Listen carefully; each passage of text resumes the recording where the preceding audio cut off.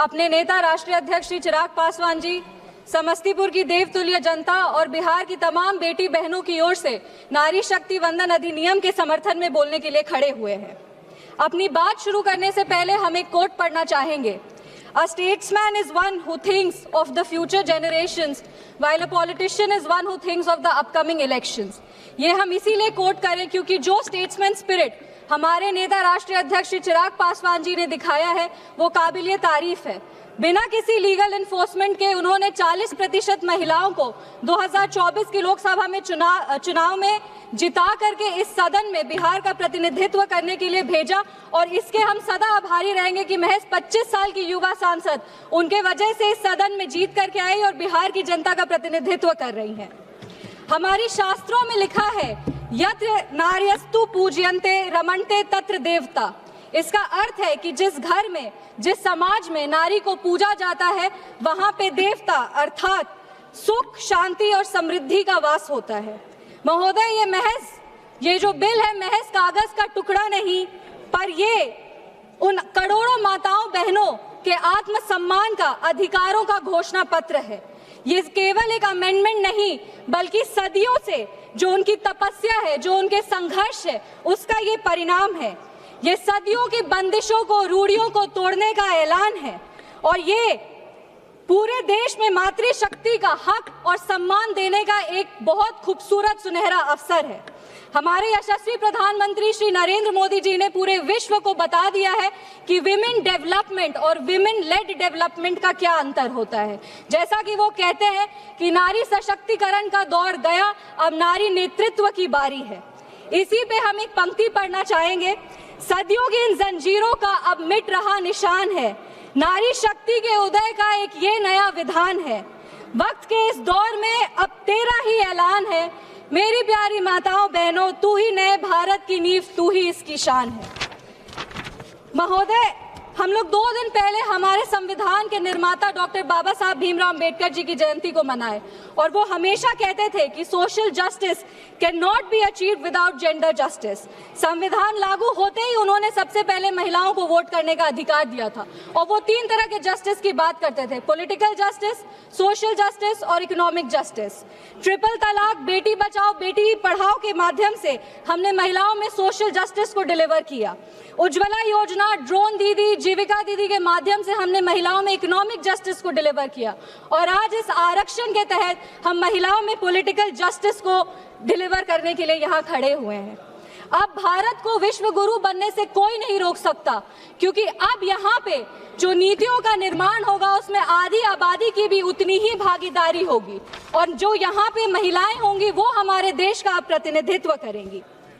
महोदय, हम बिहार की धरती से आते हैं, बिहार की गौरवशाली धरती से आते हैं। वहाँ की महिलाओं ने अपने नेतृत्व से, अपने हुनर से पूरे विश्व में भारत का मान बढ़ाया है।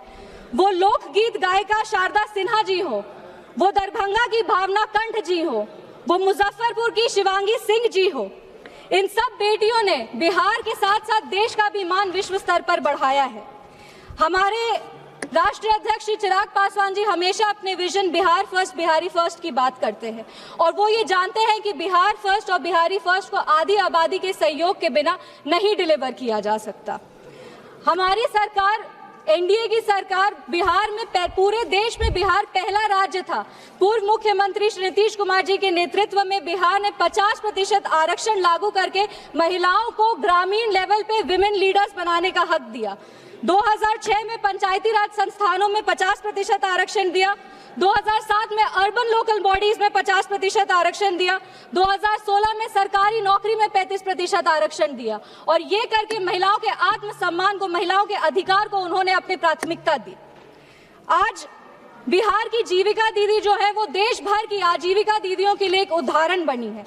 लेकिन इस देश का और ये बिहार का विडंबना है कि जहां एक तरफ एनडीए ने बेटियों को, माताओं को, बहनों को आगे रखा, वहीं बिहार के विपक्ष की एक पार्टी है जिनके सांसद सरेआम सदन में इस बिल को फाड़ के टुकड़ा टुकड़ा किए थे, बेटियों के सपने को चूर चूर इसी सदन में किए थे।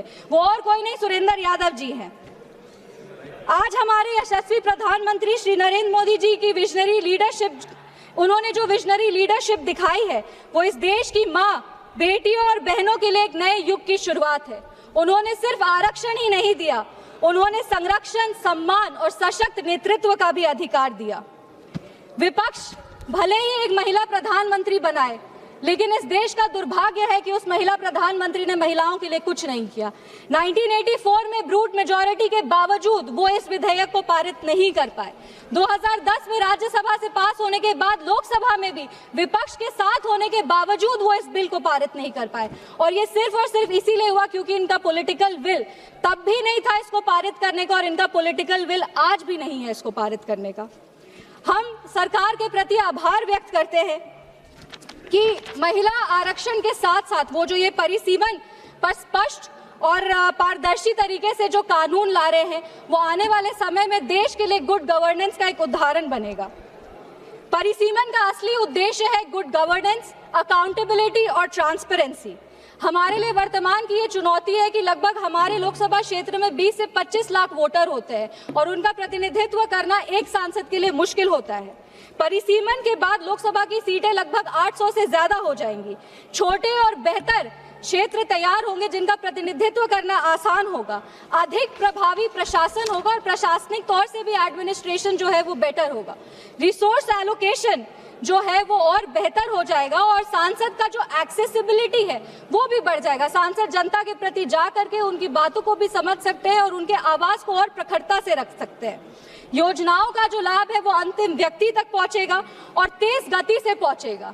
डीलिमिटेशन एक बहाना है। सच बात तो यह है कि डीलिमिटेशन की आड़ में विपक्ष महिला सशक्तिकरण को रोकने का प्रयास कर रही है, महिला आरक्षण को रोकने का प्रयास कर रही है। हमारी जो माताएं बहनें हैं वो कई वर्ष से उनको साइलेंट वोटर्स कहा जा रहा है, पर अब समय आ गया है कि वो ये साइलेंट वोटर्स नहीं बल्कि लॉ मेकर्स बने। हमारे देश की महिलाएं, हमारी देश की माताएं बहनें लाइन में लग लग कर बहुत सरकार बनाई है महोदया, लेकिन अब समय आ गया है कि इस सदन के प्रथम पंक्ति में बैठ करके वो इस देश का नेतृत्व करे, देश की नीतियों का निर्माण करे और अपने हक की बात वो खुद रखे। महोदय, महिलाओं को किसी की सहानुभूति की जरूरत नहीं है, महिलाओं को बस सामान्य अधिकार की जरूरत है। हम दुष्यंत कुमार जी की एक कविता पढ़ना चाहेंगे इस सदन में। हो गई है पीर पर्वत सी पिघलनी चाहिए, इस हिमालय से कोई गंगा सी निकलनी चाहिए। आज यह दीवार पर्दों की तरह हिलने लगी है, मगर शर्त यह थी कि इसकी बुनियाद हिलनी चाहिए। सिर्फ हंगामा मेरा मकसद नहीं, मेरी कोशिश है कि ये सूरत बदलनी चाहिए। मेरे सीने में नहीं तो तेरे सीने में ही सही हो कहीं ना कहीं, मगर ये आग जलनी चाहिए। ये आग नहीं, ये ज्वाला है और ये ज्वाला तब तक प्रज्वलित रहेगा जब तक नारियों को सशक्तिकरण से नारी नेतृत्व का रास्ता हम नहीं तय कर पाते। बिहार की बेटी, देश की बेटी होने के नाते हम तमाम माताओं बहनों को शुभकामनाएं देंगे और विपक्ष से विनम्र अनुरोध करेंगे कि साथ में आइए और बेटी के हक की लड़ाई लड़िए और इस विधेयक को पारित करिए। बहुत बहुत धन्यवाद। जय हिंद, जय बिहार।